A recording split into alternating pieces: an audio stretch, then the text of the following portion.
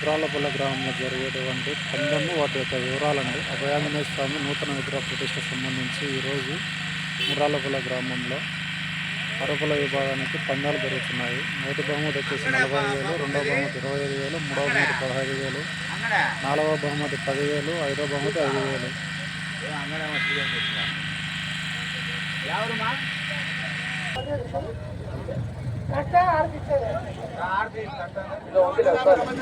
ఇప్పుడు పోదాంత పెట్టి వేరే ఆ పల్లెలలో చిన్న పల్లెం తీసుకెళ్తున్నా